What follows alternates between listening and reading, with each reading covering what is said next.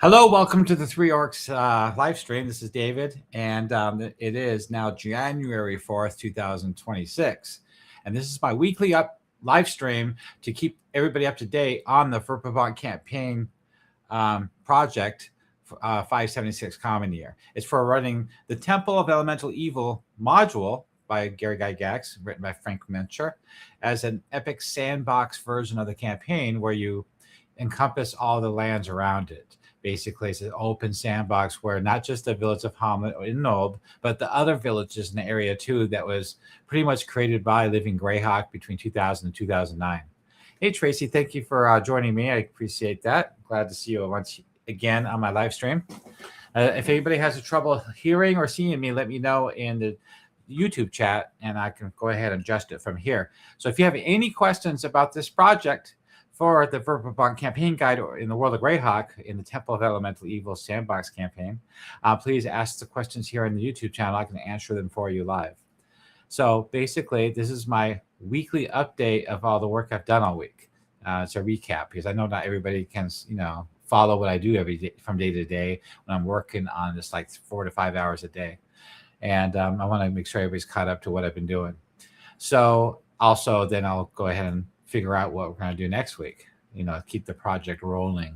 And there's other Dungeon Masters working on this stuff too, other writers, authors, and, trying to get their progress out there. Sometimes I like to have if I can, I like to have a Dungeon Master on here as a guest, and he can talk about his campaign, how he's using this material to run his campaign, and how his players are having a good time, how they're, what they feel like that's happening in their campaign, how much fun they're having. I like to hear that stuff, because everybody runs their campaign a little different. I want to hear from different groups, what they've been doing and how they've been the results of their activities, and trying to defeat the agents of the Temple of Elemental Evil.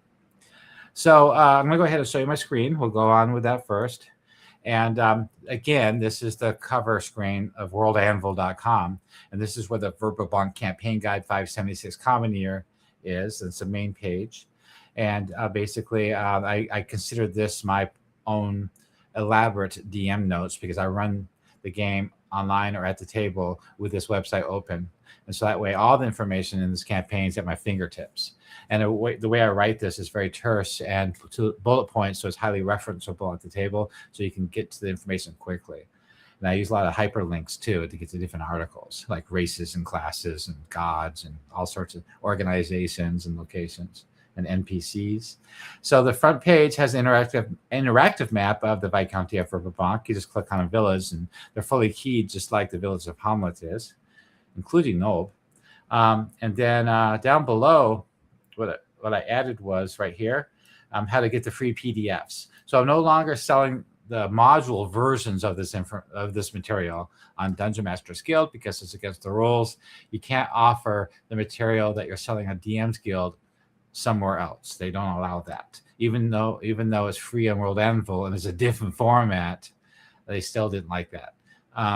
The reason I made modules, the PDF modules to sell on DM's Guild, is for those Dungeon Masters out there that want to print this up so they can have it to read it or at the table.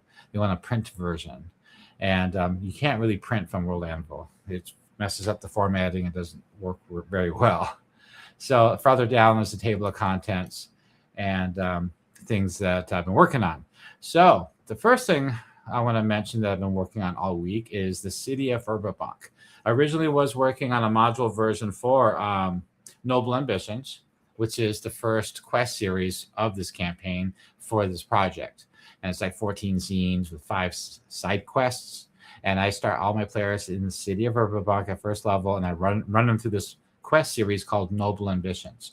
But as I started on that, another Dungeon Master requested that I go ahead and do City of Verbobonc first. Now, City of Verbobonc was created and done a long time ago.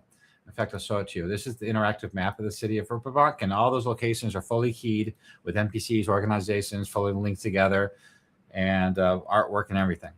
Now, this was done about 3 or 4 years ago, and since then, I've created a lot of content, like 15 villages and a couple dungeons. And so I'm actually a lot better at this now than I was then. So as I'm going through this turning this into a PDF version. I'm cleaning it up and I'm replacing artwork and I'm rewriting a lot of the stuff to make it even better. I'm improving it. So right now, last week I reported that I finished everything outside the walls. That's the H's. Anything with an H, like that's an H. Everything outside the walls is done. And then I moved into the walls and I did the A's, which is the high quarter. That's where all the rich nobles live and other locations. It's all around Greyfist Castle. And then I finished the B's, which is the business district. A lot of B's, like 32 locations. They're all done, up to date.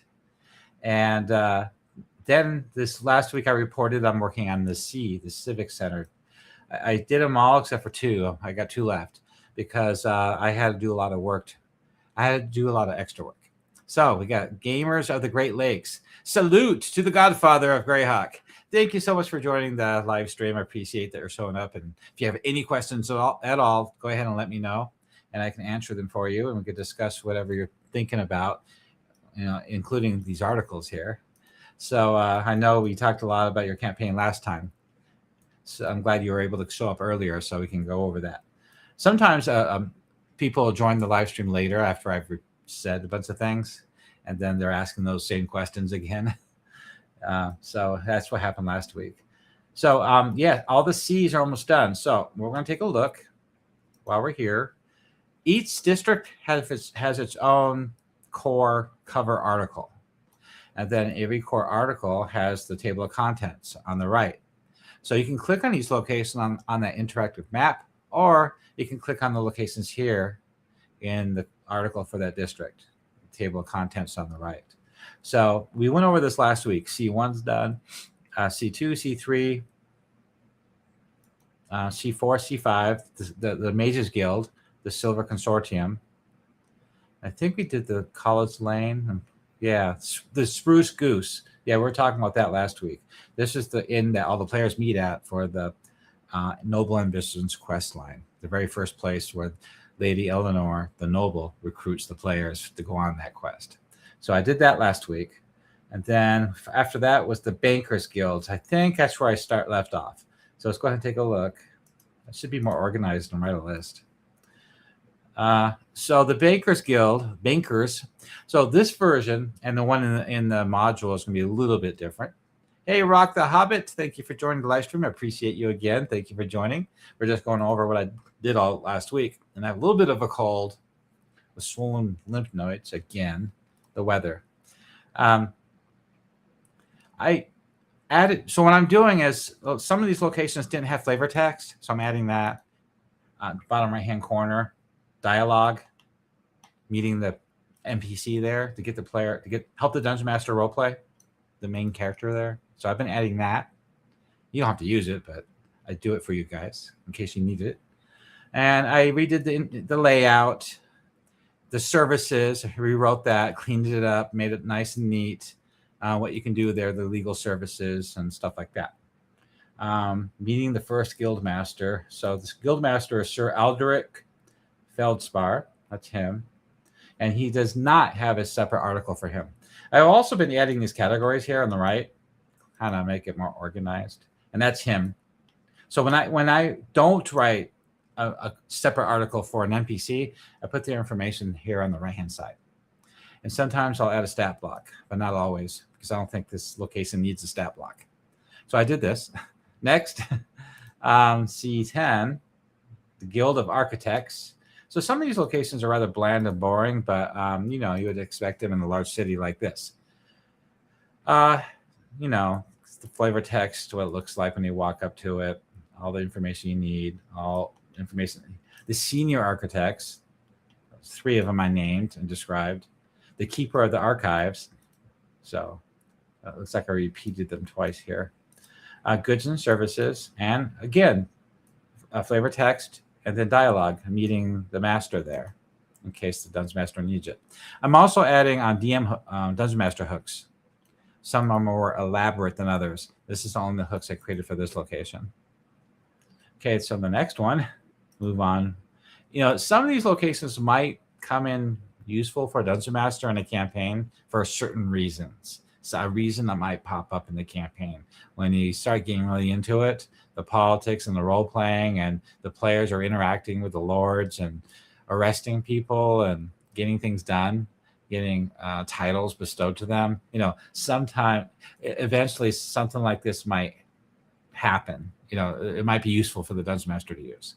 Hey, Hoodie. Hi, David. I've managed to catch your live stream again. Thank you for joining the live stream. Appreciate that. If you have any questions about the material, please go ahead and ask away. I'll answer them for you. I'm glad you made it today on time, too. So I'm just going over last week what I've done. So I did C9, C10. Okay, this one's a big one. So some of these articles took longer. Some of them I just knocked them out in a couple hours. This one I had to put more effort into it. And you're going to see how much effort I put into it the last couple of days because I went down a rabbit hole. Stuff I realized I was missing. So the constabulary, it's interesting. So basically, they're responsible for the fiefs, harvest, roads, and obligations. It's critical node in this campaign, and it involves banditry, noble corruption.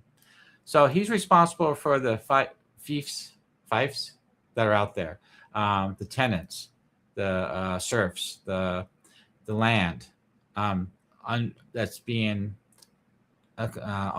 controlled by the lords of those baronies. So he's responsible for that. Freeholders.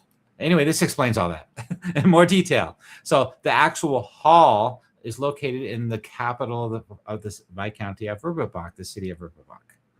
So anyway, hey, Hoodie. So Hoodie said, for your information, in my Temple of Elemental Evil campaign last week, my players, having finished Noble Ambitions, which is freaking awesome, explored the top floor of the Moat House. One character died in a tough combat. The Moat House claimed another. That's so interesting that the Ancient Soul Temple dungeon, which is the first dungeon you ran them through, nobody died. I don't know if nobody died, but now you got 2 players almost died in this one, the Moat House. The Moat House is a lot deadlier than people give it credit for. That's cool. I don't know if anybody died when you guys went to Noble Ambitions. You can tell me. So you have a petition chamber. So this could come into play with players. It could. It's possible. The meeting rooms or an NPC up to something. So the players might have to investigate. So this information is useful for that kind of stuff. Records vault. They have archives, records. That could come into play, right? Maybe some NPC out there is up to no good with some land. So things like that. They're the law, but they don't watch. So the constabulary is not a city watch. They're the vigil wardens of Verbobonc police the streets, the crowds, and the markets, but the constabulary governs jurisdiction. Who owes whom, and who has violated feudal law, and which noble or freeholder must answer for the unrest. See, it's a critical difference. So this, if somebody's up to something, an NPC is up to no good, and you have to investigate this information here is useful for you. It gives you enough detailed context of what's happening, how to handle it, and who's responsible. So I put a lot of information here about how to handle all that with political relationships and things. They got relationships with the vigil wardens and the mounted borderers. It talks about that. The motives. It's a feudal duties, law and order. I create a separate article called Legal Edicts of Verbobonc. It's a codified justice system. I talked about this before a couple months ago that I wrote this up. So you know exactly what the laws are and who's responsible for upholding them and who has the authority to enforce that law. That's a whole nother article. I talked about it before. Then the notable figure here is Constable Sir Reginald Morn. And on the right-hand side, that's him again. And that's her companion or constable person. They have different personalities and goals and motivations. There's a hierarchy, in case you want to know about that. Hierarchy. So, plot hooks. Bam. This is stuff I was talking about. Temple of Elemental Evil tie-ins. Noble Ambitions, the quest line. I should link that right there. Player leverage, like evidence, sworn testimony, recover some ledgers. So all this could come into play into a more politically focused campaign somewhere along the campaign arc. the activities, what the players are up to, something like this could pop up. In fact, a lot of this information was very useful for some of the Living Greyhawk modules, where the players had to investigate something like that. And that's where this information is very useful. So the Dungeon Master knows exactly who's responsible and what the jurisdiction is, what the players are able to do. And so I started thinking more about this. And I wrote some DM guidance, and I put some more thought into it, and look what I made. So it's possible that the players could get one of these or help deliver one of these, arrest somebody. Isn't that cool? So you guys, I put a higher resolution version on my Patreon. So if you're a member, you get a version of that. If you're not a member, you just have this regular resolution version. You can print these up, use them in your VTT. It's pretty cool. So this is pretty official looking. I put a lot of effort into it. So that was like an afternoon of work. On the right-hand side is them, those two that you interact with. Then I did the first meeting of the constabulary of flavor text and dialogue. So you have option A, option B, a senior clerk, and then follow-ups and more DM notes for you to help roleplay this. So I thought this was pretty important. All right, so Hoodie. So Hoodie said, the rogue used stealth well in the School of Temple. That's right. Hence, they escaped through clever play, which is basically the advice the module gives. That's how you should handle that. So the players were smart. They did a good job. And in the Moat House, the players befriended Turaku and Kobort, the monk and the barbarian, who betrayed them in the Moat House. Oh, yeah. See, I messed up one time doing that. I had them betray them outside in the swamp. I should have waited till I know why. They tried to get in with the group. The group didn't invite them. So I had them ambush them in the swamp on the way in or on the way out. Players killed them. Anyway, yeah, it's cool that they joined. The players were dumb enough to recruit them in the first place. But that's funny. That's great. Yeah, these modules from the beginning, from the early days, it made a lot of players over the years distrust any NPCs hired at a tavern, because most of them are up to no good. And T1 module is a really good example of that. And so is the B2 module, Keep on the Borderlands, especially the one I rewrote. Okay. Yeah, we talked about this. Okay, next. So that's C11. I worked on C12, the Advocates Guild. So this is like a lawyer firm, a city lawyers that advocate. It's a bastion of legal expertise. You can hire lawyers here to go to court for you. Basically, they're the beating heart of law in contracts and public judgment. So they follow the doctrines of Fultus. I didn't highlight Fultus, but I did highlight it down here. So, a separate link, so you can go to that. And that article is an organizational article. Fultus also right here has his own separate article for the god. Okay. Yeah. House of Law and Light. So law, more law, their role, legal counsel, arbitration, prosecution, doctrine enforcement. So they're responsible for all that, not just getting lawyers. The influence of Fultus, why, what that's all about, and how it influences everything here. Key areas within the guild, I didn't make a map of this place, but there would be a hall of petitions, the records vault, chamber of clarification, advocate study, Goods and services, you got criminal defense and trade disputes. That could come into play in the campaign. The prices, using the Advocates Guild in play. So I gave you some DM notes. Temple of Elemental Evil accusations may surface carefully, cautiously, and politically. A dangerous forum where players might be questioned under oath. A venue for noble intrigue, sealed contracts, and suppressed truths. When the players are up to doing things out in the world, like around Nulb and the village of Hamlet, or Sheer Knob, or Ostberg, or Twilight Falls, and they get into trouble, yeah, this could come up. They could be summoned, accused. And I gave you some DM notes, like a zone of truth and stuff. On the right-hand side is the characters, NPCs, and there's Fultus. And then, of course, flavor text and dialogue when you first get there for the clerk. So, that's done. Now, this one took a lot of time, C13. I keep wanting to cough. So, gamers of the Great Lakes said, Zert betrayed our companions when they met Lareth the Beautiful. Hamlet recruitment. Yep. They recruited Zert. Zert's he's bad. He's tough. He's like I think 3rd level fighter, and he's really tough. So he was the players think he's a great recruitment to help bolster their forces to go exploring the moat house, because he's really tough. He's got that magic axe. But unfortunately, he's a secret agent of the Temple of Elemental Evil. So Hoodie said, I love how the old school modules allow for NPCs to have their own motivations, good or bad, which adds flavor to the campaign. My PCs will be more careful in choosing NPCs in the future. Definitely. So whenever I write descriptions, flavor text descriptions for NPCs, I make sure I word it very carefully.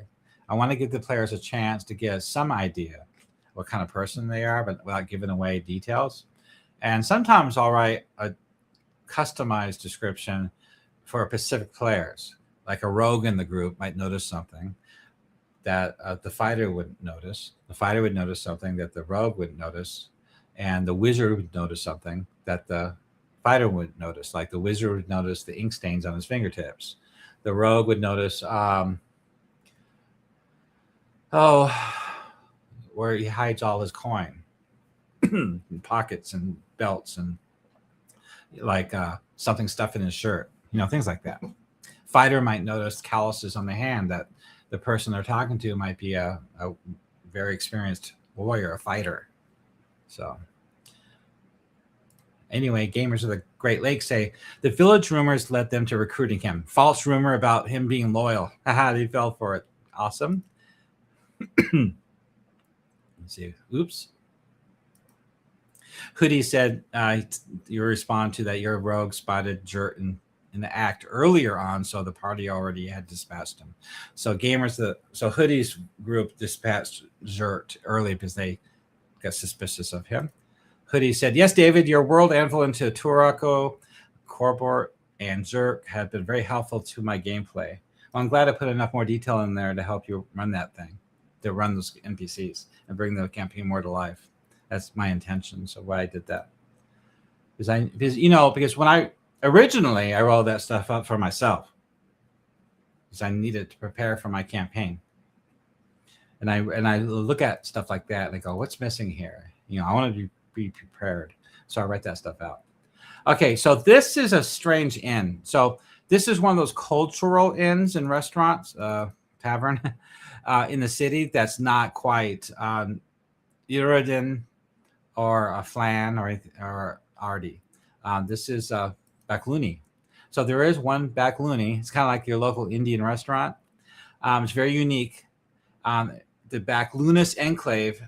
It's a lavish Baklunish inn, a social house with brilliant colors, foreign architecture, as you can see, unique. So I have a whole description of what the place looks like. And then I have flavor text to what it looks like when you walk up.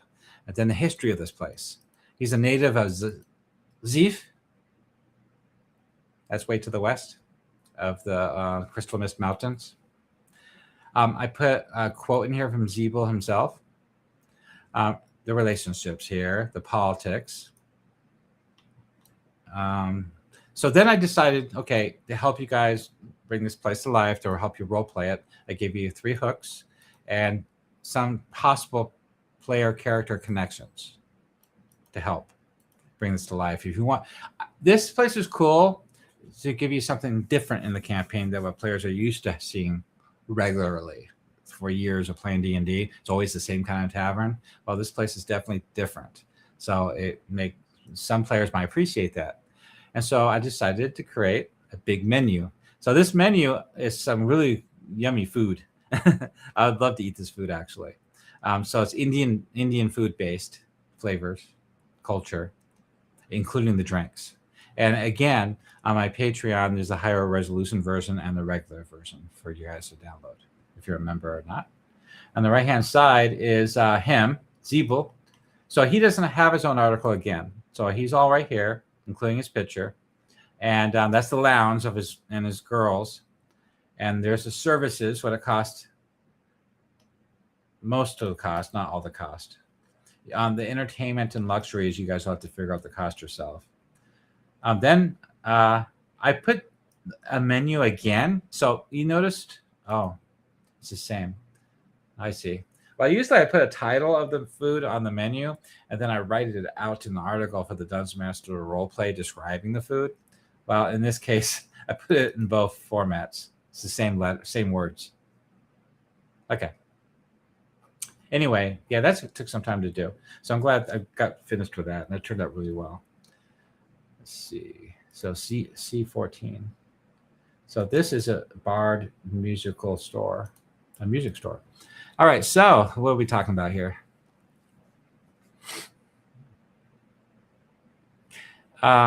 You spotted a Zert.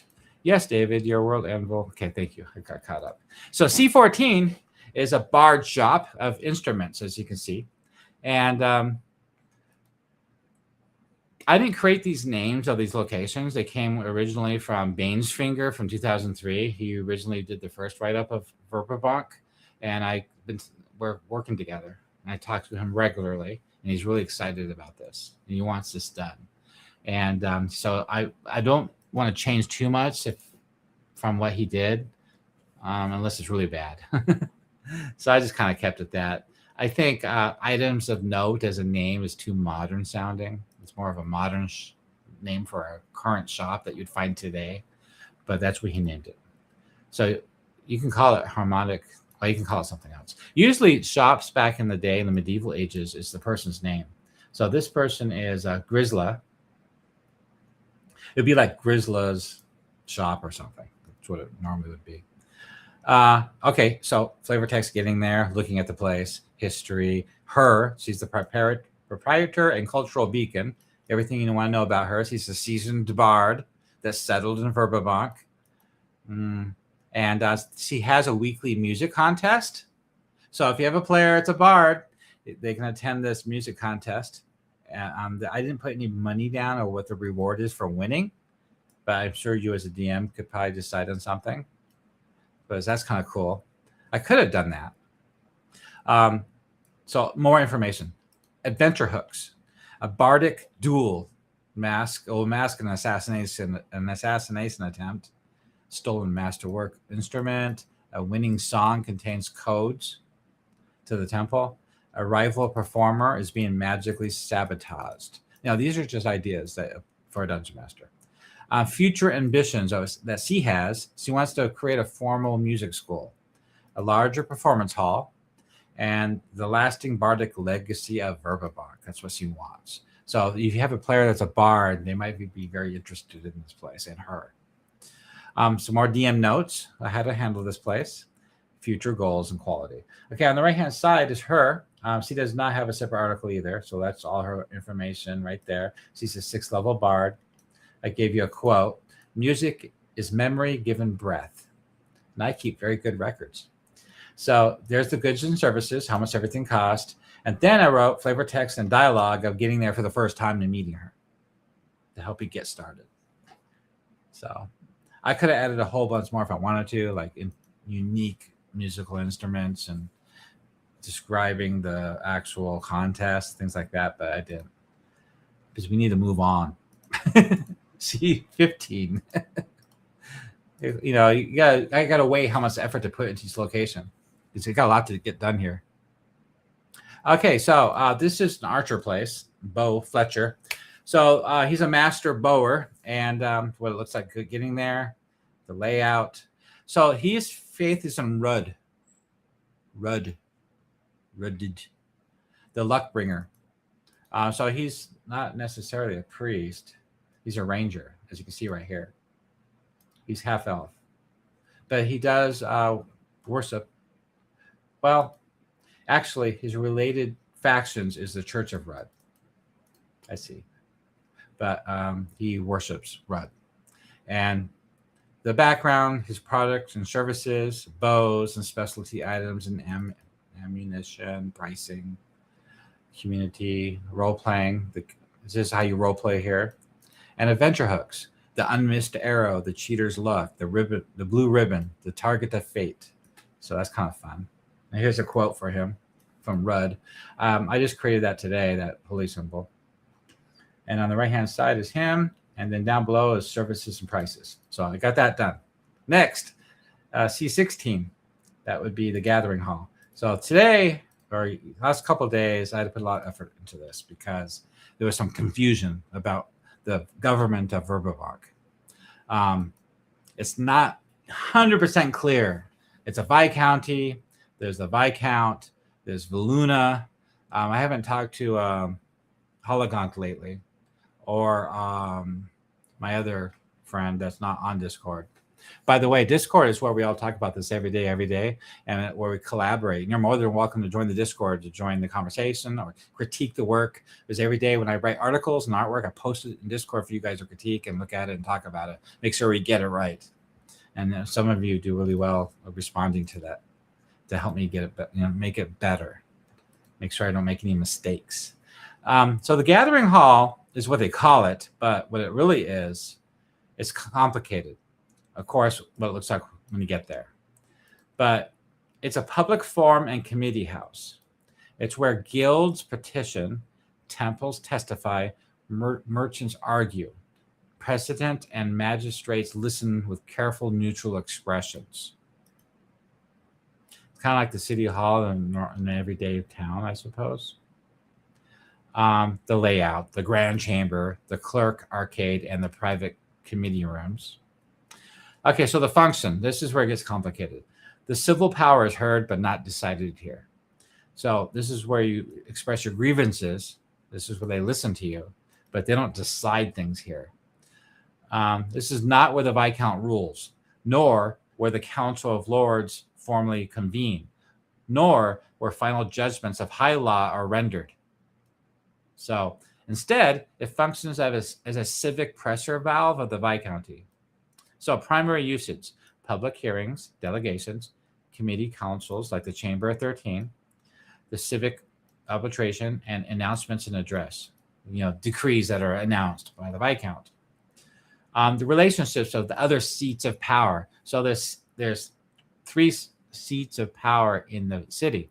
There's Castle Greyfist. That's where the Council of Lords are, and the Viscount. That's the first main seat, the head of the seat of power of this government. Then there's a city hall, the Chamber of 13, and the advocates are there. It's a court, permanent court and legal machinery of the city hall. Judges, clerks, advocates, visitors that go to the gathering hall, verdicts, indictments, writs. Then the gathering hall exists where visible, accessible, but carefully constrained. So it's a platform for advocacy and notable figures here. So on the right-hand side is, stats, and quick bulletproof information. So I highlighted the Council of Lords. So this article mentions the Council of Lords and the Viscount. So the Council of Lords has their own article. And then you have the legal edicts of Verbobonc. That's a separate article. This is the laws, the high and low justice law. The law of high and low justice explains it very detailed and very clear. What's the difference between high justice and low justice?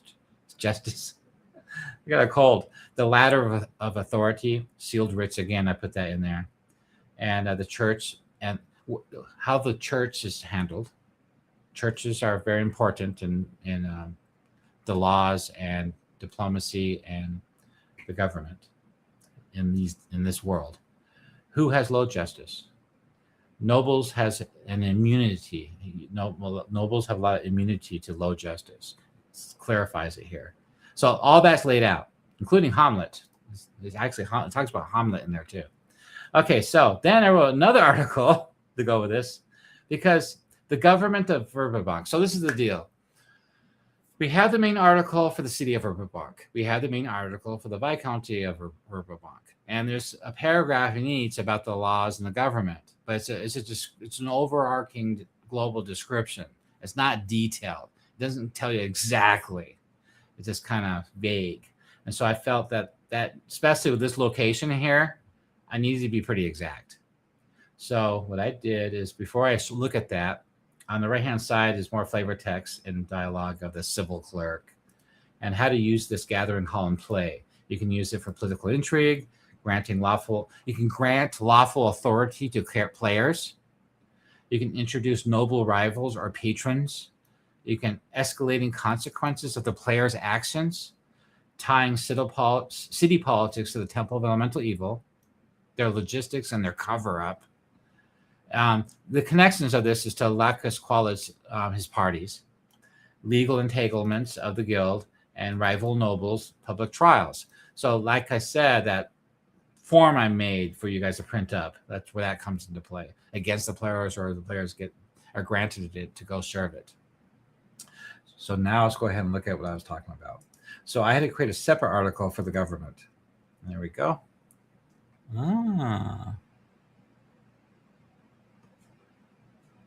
So Hoodie said, I'm interested in your Temple of Elemental Evil campaigns. How often are your players going to Verbobonc? Apart from Noble Ambition's introduction, are they returning to Verbobonc after that? Yes. A couple of reasons. First off, the players don't like going back to Verbobonc. Verbobonc is big, overwhelming, lots going on, takes a lot of role-playing time. They'd rather go into a dungeon. Okay, get that straight right then and there. A lot of players, not all players. Some players never want to leave. They just want to stay there the whole time and just role-play. And role-play the city and get involved in things. So they love it. So anyway, you have to carefully balance it. So after the Noble Ambitions, when they get done with the dungeon and returning all the loot to House Salisbury, to Lady Eleanor, she lets them go, releases them from their obligation, and gives them credit, gives them that letter that they're friends of House Salisbury if they succeed in doing all that. And now I hit them with some more quests, either before and after, depending, with Gift of Beauty and Attack of the Giants in Sheer Knob, and Banditries on the Rise around Hamlet. A wagon load of material like granite has been missing for a week now, going to the castle construction site in the village of Hamlet. Bandits could have raided. The bandits attacked the mounted borderers, and it's a prequel side quest. They're at St. Cuthbert right now, being treated by St. Cuthbert priests and two mounted borderers, and they reported that they were attacked by gnomes from Greenway Valley. Gnomes or attacked them while they're patrolling. After that happened, the Viscount ordered all mounted borderer patrols to be pulled back from Crown Hills. That was the cause, until they come to determine what's happening. Because right now the facts are that the gnomes attacked the mounted borderers and almost killed them with a hill giant. This hill giant had this strange jewel necklace around his neck too. Really odd. So all this stuff's happening. So the players are like, so this stuff is happening, but in the players' backgrounds, if you wanted to, which is what I do, is I give them built-in quests, in their background. Like the wizard is from the Silver Consortium. The magistrate, the high mage, summons him to his office at the beginning of the campaign. I want you to go investigate this. Or the Bishop of Fultus, or the Judicar of Heronius, or any of these organizations that the player's from. The Night Ranger for the Ranger, the Great Druid for the Druid, new player. So we've detected this. There's an unbalance in nature. There's an invitation went out in the Edders, just north of Hamlet, that these new faction of druids showed up, and they're inviting all druids in the area to come attend this festival, which is on a specific date. And they're going to sell this ritual to bring balance back to nature. And so the great druids are sending their apprentices acolytes to investigate, and this player of the group could be one of those. So they all have these built-in background quests, interest in the campaign to push them forward, give everybody reasons to do besides just find dungeons and loot them. I like to do that. So the players don't have to pursue that stuff, but at least they got it. They're thinking about it. Because as a campaign's unfolding, this evidence starts keep coming up. This rumors keep popping up, and it keeps triggering them. Those gnomes, or even if you wanted to, the player's background could be a brother or a sister or a father who was killed in a bandit raid or captured. That could tie into bandits attacking up and down the long road around Hamlet. Things like that. So it gives them all these reasons to go south. So with that said, the players might want to report back. If they're from the city of Verbobonc, that is. Some players are from the Gnarly Forest. Some players are from Crown Hills. It depends where your players are from. All the players are from different places. That's another reason why we have this big, fully fleshed out, detailed campaign. So that way the players can be from almost anywhere. And it's all fleshed out and detailed like the Village of Hamlet is. So you know exactly who those NPCs are and organizations and that town and those shops where the player is from. And the player can always return there to report back, to accomplish their mission, their quest, get information, get training, buy stuff. And so anyway, some of the players want to go back to Verbobonc. So stopping by Verbobonc on the way back from Noble Ambitions is not a big stretch. It's only 10 miles. But going from Osberg way to the south, 30 miles to the south, then going back to Verbobonc is a big ask. And I had one group that did that. And I was trying to talk them out of it. But they wanted plate mail so bad. You can't get plate mail. This whole article's about that. It's a medieval fact. It takes 6 months to make plate mail for one smith to do it. That's actually an expert at it. But there's in the B quarter, I'll pull it up for you.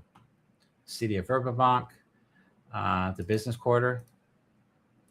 It's a big smithy here. Let's see, where is it? Jala's. So Jala has a staff of expert smiths. Big building, lots of work going on. See that? All those people working? They can pump those out. They do it, conveyor belt factory. They make 10 of breastplates. They make 10 cops. They bring 10 harnesses. And so they do it much quicker. And I have rules here, how they do it and how long it takes. So most smiths in these small towns, they just make horseshoes and rakes and plows. Even if they did have the expertise to make plate mail, it's going to take them 6 months plus the materials. And the player, some players don't want to get it. They just think you could buy whatever's in the player's handbook. It's off Kmart shelves down at Walmart. But if you look at the map and if you look at all the locations, none of the human towns in the Viscounty can really make plate mail. If you as a dungeon master could say, yeah, there's a used set of plate mail that just happened to be for sale at that shop. That's a way to get around it. But still, it's going to take time and money to fit it to that character. Maybe a couple days, maybe 50 gold. So anyway, they wanted to go back to the City of Verbobonc for that reason, to get plate mail. And there's other reasons too. They got mastercraft weapons here. They want silver weapons. They wanted to go back for some. And they also want to go back to report to the bishop, to go back to their magistrate, to go back to the master of the Wizards Guild, things like that. So they wanted to go back. So after that, to stop them from keep going back, they started sending letters. So that's a way around it. Have the player send letters to report in. That's a good way to do it. All right, where are we at here? Yep, I think next time I'll have my PC start in Verbobonc. I started current group in Narwhal to do the T0 module by Joseph Block, Greyhawk Ragnar. They will give them more reasons to go back to Verbobonc intermittently. I agree. That's why I like running mine there. I'm not saying running the campaign from the City of Verbobonc is the only way or the best way, but I really like the Noble Ambitions quest line because it really brings the campaign to life with the nobles and the politics, where Game of Thrones meets Temple of Elemental Evil. The activities, all the temple agents, their buildup, their recruitment. Somebody's got to be supporting them. There's no way you can build up the Temple of Elemental Evil. The amount of recruitment, slaves coming in, and money and supplies. Somebody big with deep pockets is helping them. Some lord in Divers, another one in Verbobonc, the slaver lords in the Wild Coast. Say that's why it's connected, like the Game of Thrones meets Temple of Elemental Evil, and that's fully detailed out with specific NPCs in the City of Verbobonc, as you can see. I wrote them out, including that party you could be invited to. The Thieves Guild can get you an invitation if you have a thief in your party to Qualad's party. And that's where all the nobles are being wined and dined by this rich merchant from Divers. We all know who he really is. So that's kind of cool. It really brings the campaign to a more epic, greater campaign versus just a dungeon. Jalas. So that's Jalas. We were at the gathering. The government. So I had to write this article about the government specifically to really a practical layered system for the feudal capital. This is issued for instruction to sworn servants, licensed agents, or those who act lawfully within the Viscounty of Verbobonc.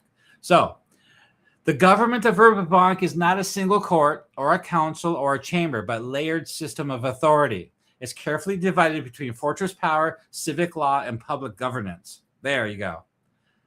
For Dungeon Masters, where does the party go when they want something done? Here we go. 1, the Viscount's rule. This is the executive branch. So he's at Castle Greyfist, absolute executive, military, and diplomatic authority there. It's the true seat of power. What happens there? Well, they issue Viscounty decrees. They build military commands, the musters, the border defenses, like the mounted borderers. Diplomatic receptions and foreign envoys, like to Celine. They closed their borders. Iwis loves that. Does not want Celine involved with the up-and-coming Greyhawk Wars. Remember, that hasn't happened yet. Appointments of high officials, wardens, magistrates, emergency judgments. So if it touches war, borders, titles, or the Viscount's will, remember, Greyfist. The Council of Lords. This is the aristocratic legislator of the High Council. They're in Castle Greyfist too. And they're advisory, feudal coordination, and noble arbitration. So the Council of Lords is not a public senate. It's a feudal council. That's important. They're always under the Viscounty's roof. What does it do? Well, they do a lot of stuff. The lords rule by grant, not by right. You gotta remember, they're granted rule from the Viscount. The power exists within the Viscount's domain. Disloyalty is remembered and punishable. So if you can catch one of those nobles doing something bad, you got to catch them with proof and facts and present it. Players can arrest a noble. They get hung for, you can't do it. In fact, that lord can actually have them killed. What does the council actually do? Well, they advise on taxes, levies, military, coordinate feudal, resolve inner lord disputes. There we go, right there. Noble ambitions. Who's disputing right now? Lady Eleanor, Lord Melinius. Lord Melinius wants her lands. And that's what that whole entire quest series for Noble Ambitions is all about.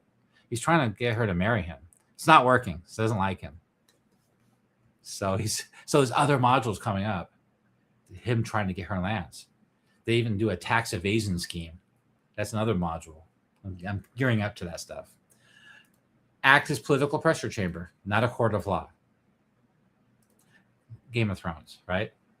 Lords may appear in public ceremonies at the City Hall and Civic Center, but the decisions are made in Castle Greyfist. They don't make decisions there. Lords can talk anywhere, but lords decide at Greyfist. Okay, the third, the Chamber of 13 and the Advocates Guild. So that's at the City Hall. They have judicial authority, civic law, and administration. This is the beating heart of law. While the Viscount rules the realm, the Chamber of 13 governs the city legal reality from day to day. What does it do? Indictments, petitions, permits, fines, contracts, municipal enforcement, legal procedure. What happens at City Hall? All this stuff right here. Bam. I wonder if you can get married there. I don't think Yeah, I just thought of something. Let's see what you said here. You don't go get a marriage certificate at the City Hall in those days. It's through one of the churches. So Hoodie said, I would love to see your anvil version of Gift of Beauty, Greenway, and one day. You have VER01 version 106. So most of those modules are very lean. The content is very brief. You gotta remember, they originally wrote these quickly, and they wrote them for a convention, tournament. That's what they wrote them for. These were written for convention events. That's what I was trying to think of. It's a convention event, so they write them very brief, just enough to role play in 4 hours. This campaign is an epic sandbox campaign. You need a lot more information to run it than what they provided. There's a lot of details missing because those details aren't needed for that 4-hour session at the convention. That's why they're lean. Also, their map making was just a sketch, like on a napkin. All right. 4, the Gathering Hall. Committees. It's not where the Council of Lord holds court. We talked about this. Public hearing. Yeah.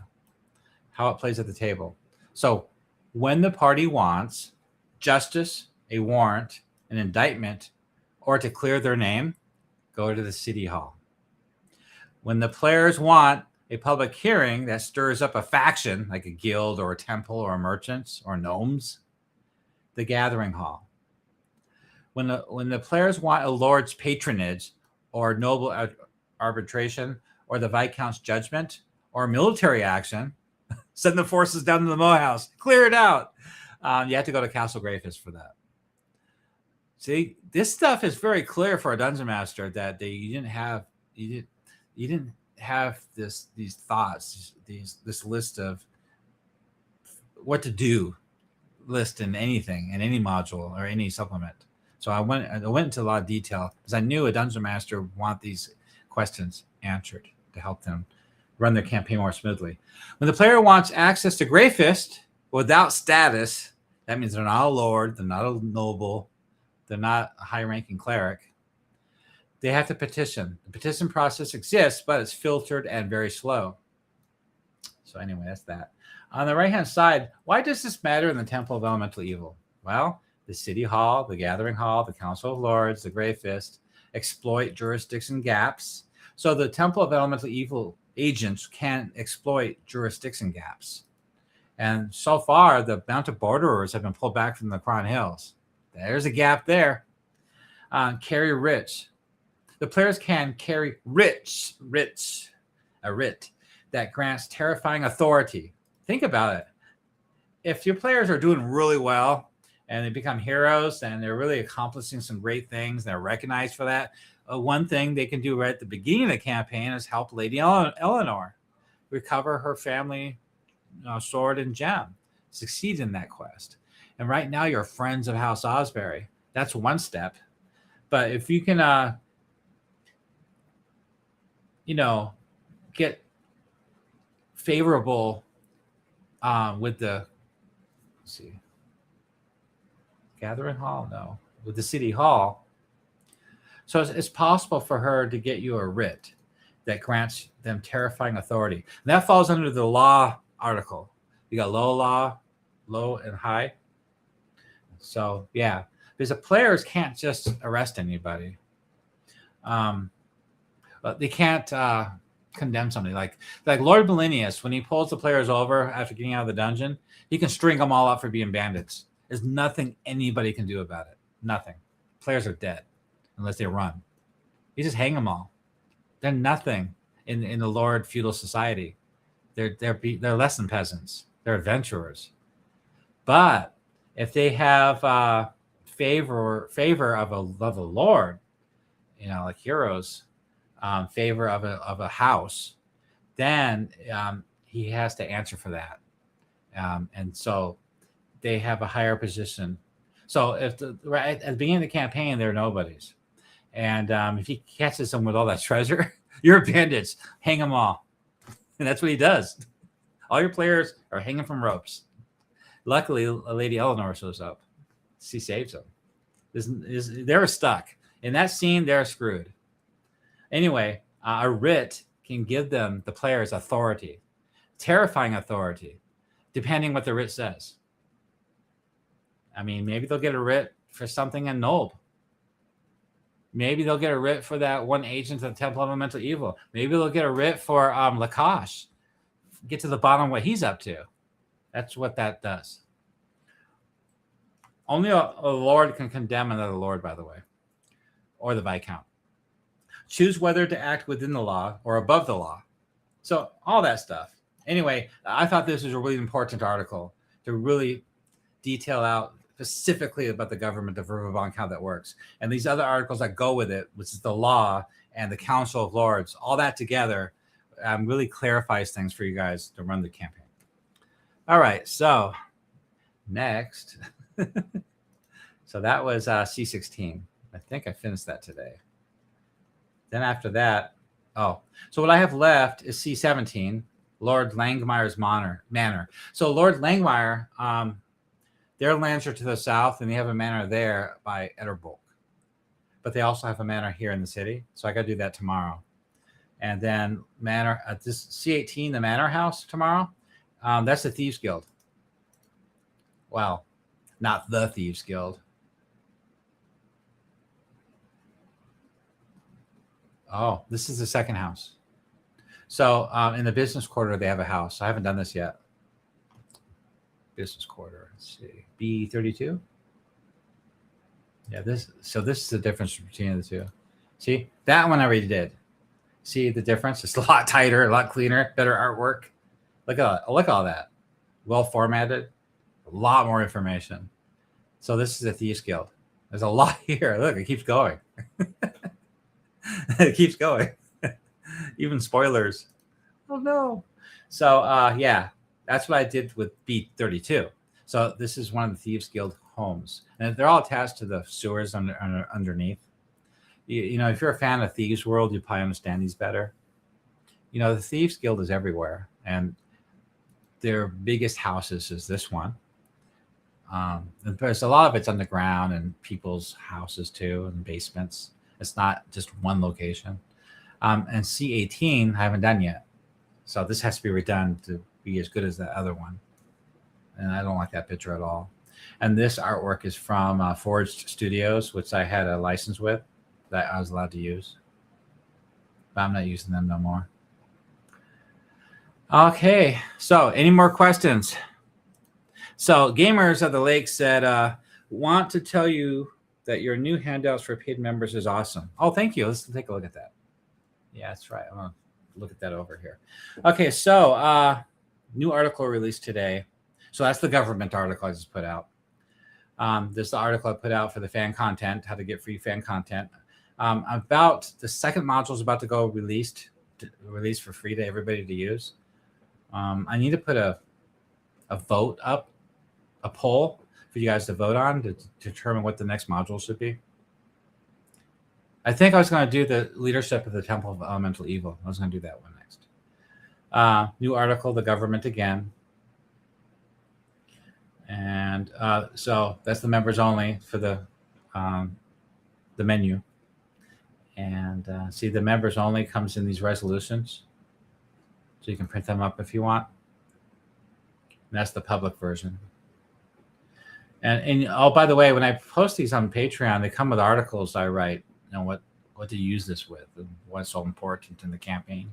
I write like another article for this to help you as a dungeon master. So I'll show you. See? How to use this in play. And the menu as a player aid. And why does this matter in the Epic Sandbox? You know, things like that. Happy New Year's. Win a 1 month. Oh, so I gave away for 1 week. Today's the 4th. So you have till the 6th. Yeah, it's the 6th. I decided to get recruitment up. So I was going to give away 1 free month of membership to my Patreon members. If you want to grab one of these, it's only the first 20 people get it. Then it runs out. It's only 20 available. You go to that link right here. Right here, that's the link right there. That's a sealed writ, so it's on Patreon for you to download and print up if you want. So there's the free public version, which is regular version, and then an article too. So I write an article what to do with it, why it's cool, what you can use it for, when might when a player might even get one. Well, let's see. The handout is designed for specific character archetypes and story moments, including paladins, knights, sworn retainers of a noble house. Hey, wait a minute, that's related to noble ambitions. Don't you think that if you do enough for Lady Eleanor, you might become a sworn retainer for House Osbury? I don't think she'll actually bestow that on the players after just finishing that module. You'll have to do more successful quest for her to attain that level, because there's some other modules involving her too. Fighters and veterans with prior service to Verbobonc, clerics of lawful agents tied to the temple's courts and military orders, like the Temple of Heronius, PCs with backgrounds tied to law, nobility, and civic examples of play. Okay, here's some examples. I was talking about this earlier. Here's an example why you would use this. Ready? The reasons would be lots of scrolling. Here we go. Sorry. A PC is ordered to arrest a cult agent and noble under city authority. So a particular NPC was caught. Evidence was found against them in the city of Verbobonc. So it can't just be like an NPC that hangs out in Nolb. It had to be an NPC that works with the Temple of Elemental Evil that happens to be in the city of Verbobonc, and now he's in Nolb, or wherever he went. You'd have to get a writ to go after this person. So there's another problem of going after people on other lords' lands, because they're the ones that have the jurisdiction. And all those articles talk about that. But this writ is different. A knight is empowered to seize property or prisoners tied to high crimes. A character is summoned to enter accusations before the court. A trusted agent, a PC, is dispatched quietly to investigate corruption or sedition. Right here. So that's Nolb. So let's say your players are getting enough evidence to point all fingers to Nolb. And so it's possible, depending on the character, the class and the race and the character, if he's really involved with the city government in some way or another, they could give him this writ. He's a trusted agent at this point to quietly investigate corruption or sedition in Nolb or somewhere else. It doesn't have to be Nolb. And in fact, the Smith, what's his name? Otis the Smith, and Canoness Yade, the herbalist woman in Nolb, they're both there investigating corruption or sedition. You remember, Nolb is within the boundaries of the Viscounty of Verbobonc. I created this too. Green wax rubber stamp seal of authority for the Viscounty. See, high law versus low law. And this is another version, in case you like this one better. I like giving people options. So why is this powerful for Dungeon Masters? The handout itself, and then the resolutions you can get it at. So there you go. Oh, I wrote a funny. Oh yeah, I wrote this one out, a certificate. So you know how, like, 5th edition, you guys use a lot of knowledge checks and stuff. You have an INT check, intelligence checks. Well, if you get a schooling at the Academy of Farsight, that could give you a bonus for an int check.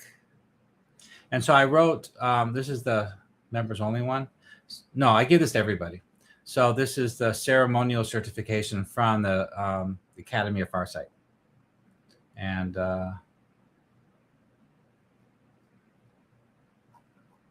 have to open it. Come on, give it to me. We can bring it over. See? So you can sign it, hand it to the player. And so I'll give them well, actually, the article tells you how you can use it. Let's see. Where'd it go? It should tell you. So more. Okay, any player with high intelligence, proficiency in investigation, history, arcana, or insight, the background's tied to scholarship, trade, or accounting, law, or strategy. It's plausible that they attended the Academy of Farsight if they grew up in the city of Verbobonc or from the city of Verbobonc. This gives you, the DM, an in-world justification for their role. So they provide accurate historical context, foreshadowing, rumors, know things without breaking immersion. So this kind of helps you as a mechanic for a player to know something without breaking immersion into the engagement of the game. So that's kind of cool. Anyway, I like writing up stuff like that. Some Dungeon Masters might find it useful. Okay, so I guess that covers everything I did all week. You guys have any more questions? Okay, we have a question here. Hoodie said, my PCs were keen to go to Nolb to rescue an NPC's family sold into slavery there. Yes, that's a great quest to go there. It's a perfect reason to go there. There's a lot of plot hooks there already on that subject, by the way. Have been scaring them that they need to be level 5 before going there. They're currently 3rd level. Yeah, they should be very scared. There's major NPCs there, and they're really tough. And it's not just one NPC that they would have to face. It's their whole organization of pirates, bandits, and brigands. They fight as an organization. And they're sneaky, underhanded, and evil and corrupt. And so it's not going to be a straight up fight either. It's going to be bad. So yeah, just to give the players a fighting chance, even if they are 5th level plus and they start throwing their weight around, it's going to be tough. They really need to play the factions against each other. So like I said before in many videos before, in any Western movie like Clint Eastwood or any tavern, any town, including Nolb, the first thing they're going to ask, the first thing they want to know when new players come to town, just like an old Western movie, when new players come to town, all the people in charge, the big swingers, the big bad guy at the prison, they want to know who you are, where you're from, and why you're there before they do anything. They want to figure out how to use you, or they figure out if you're the enemy, or figure out who you're working with. Because especially with the orders from the Supreme Commander Hedrick of the Temple of Elemental Evil, that do not attract undue notice to the activities of the Temple of Elemental Evil. Make sure that the village of Nolb is a hive of scum and villainy, which is piracy and banditry out of control, and the local constable's problem. Do not make it more than that. So all the pirates, the bandits, the brigands, the tavern owners, the first thing they're going to want to know when new PCs show up, who they are, where they're from, who they're working for, and why they're there. 4 questions before they do anything. Then they're going to decide what to do with those players. So smart players got to make sure they answer those questions wisely. There's a lot of things to think about. You have to be smart. You have to have a good head on your shoulders to do well in Nolb. And being 5th level will help a lot, especially if you have spells at your disposal. That could help too, like disguises and things like that. Okay, so yeah, I wrote a lot of articles about that too. I wrote an article of what will happen to a paladin that shows up to Nolb. You can find that too. In fact, if you go back to the main website, to the table of contents, and click on introduction, I wrote all these articles right here, besides the credits. An introduction to the campaign, of course. Where to start, in case you're overwhelmed. Hey, what happened to my article I wrote? Oh, did I put that in Nolb? I can't remember. I'm trying to remember now. Well, let's look at Nolb. It might be in Nolb. I don't remember. Let's see. Nolb is there. The role of Nolb. I wrote that in January.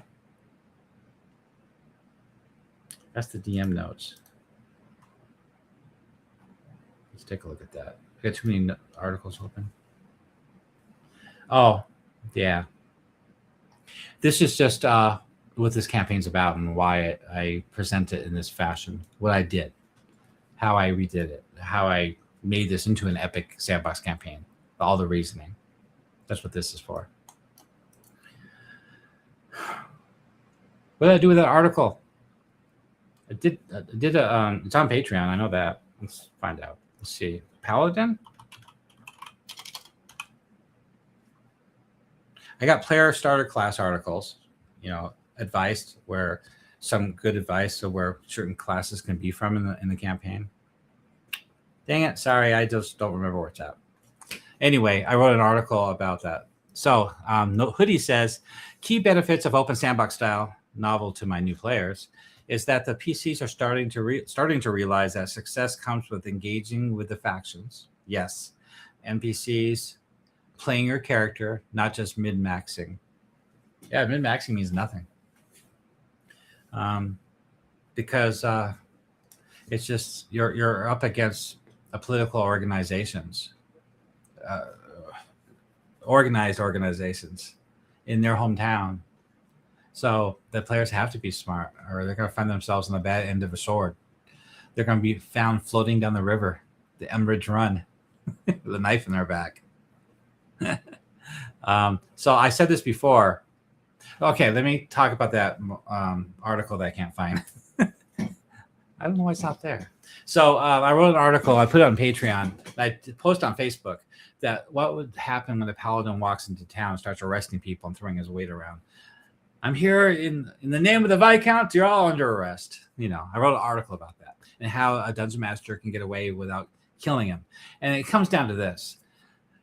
The factions, like I said, they want to know 4 things, right? Name, where you're from, why you're here, and who you're working for.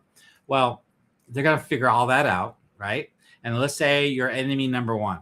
You're a paladin jerk from Heronius with a big sword, walking around with a bright light on your head.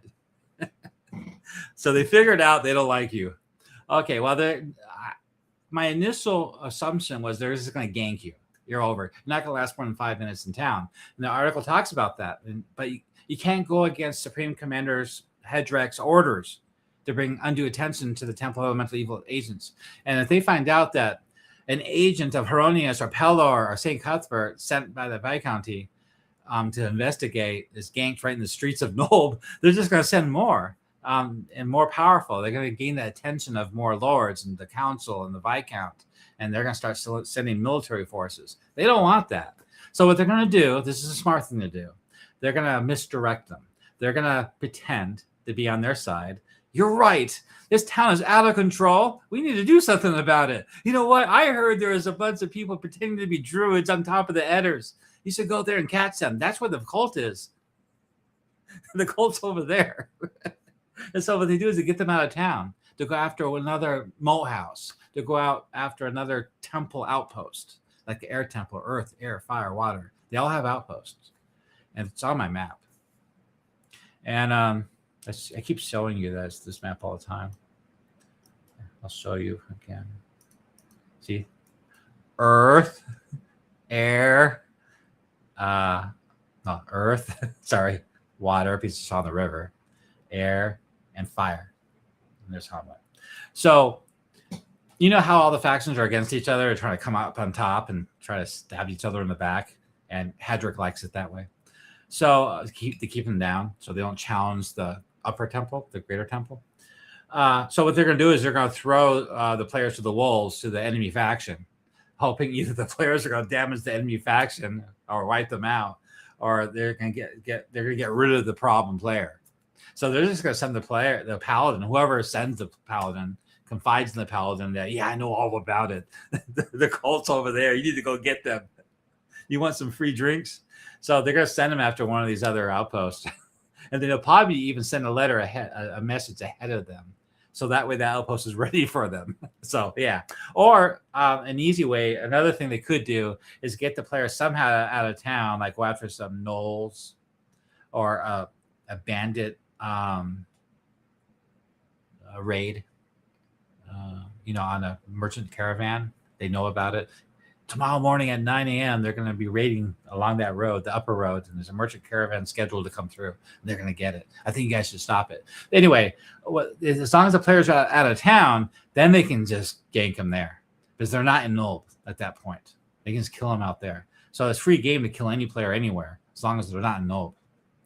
If they do kill them in Nulb, they got to do it. First, they're going to find out if they're going to realize that any greater forces of good are going to notice that player missing.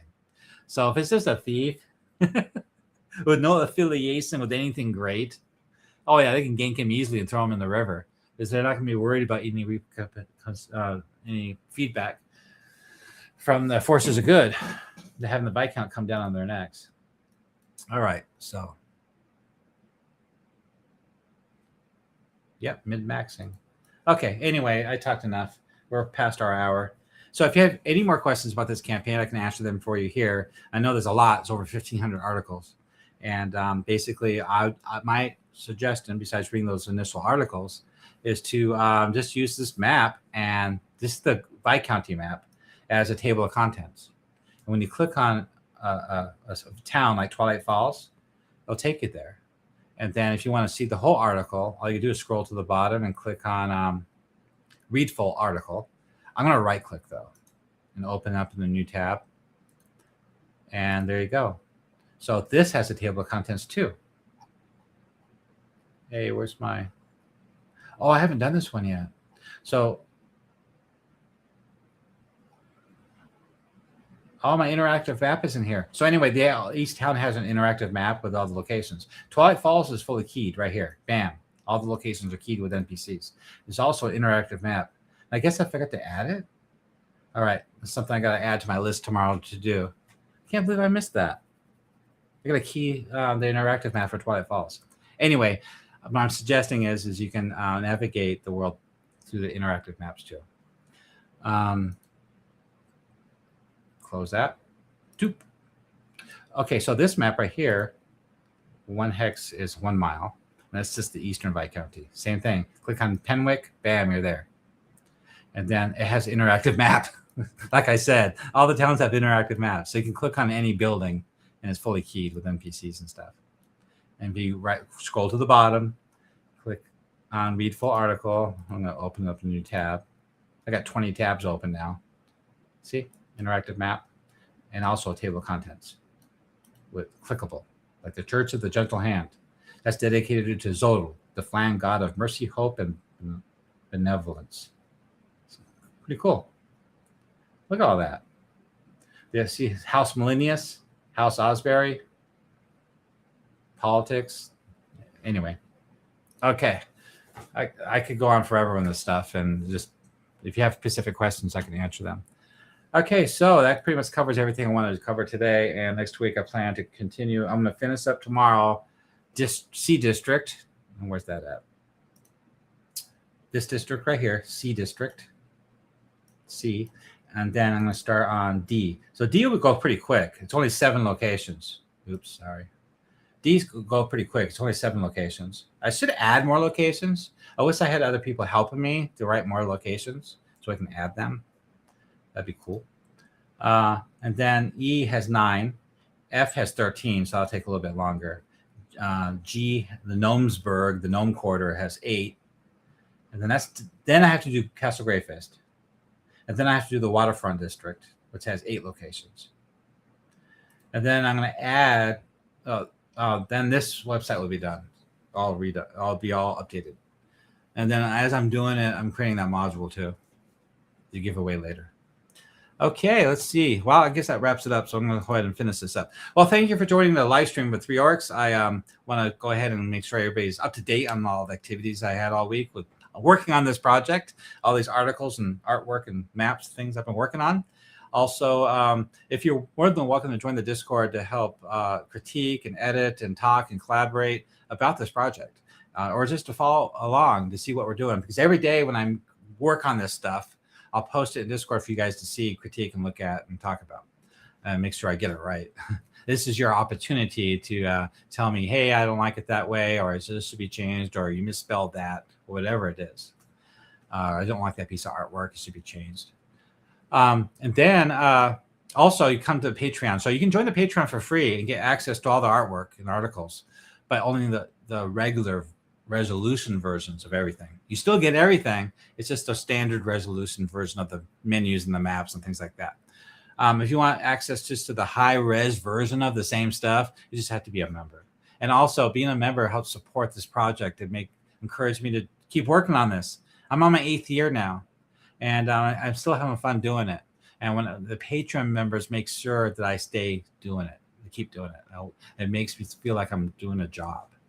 Because if I wasn't getting Patreon members, I might have quit this a long time ago. What's the point? What do I care what other Dungeon Masters are doing in their campaign? The reason I did this from the beginning is for my campaign. That's the private version site of this I did over 7 years ago was for myself. Then I decided, you know what, I could share this with everybody and start a Patreon. So the Patreon helps support me keep doing this for everybody. Also follow my YouTube channel, and you can see all my videos that I make about different subjects and things. And I guess that's about it. So thank you, gamers of the Great Lakes. Thank you, everybody, for joining my Sunday night video live stream. And I hope to see you guys next week. And may your players enjoy your campaign as much as all my groups I ever have over the years. And you guys have a good weekend. Good night.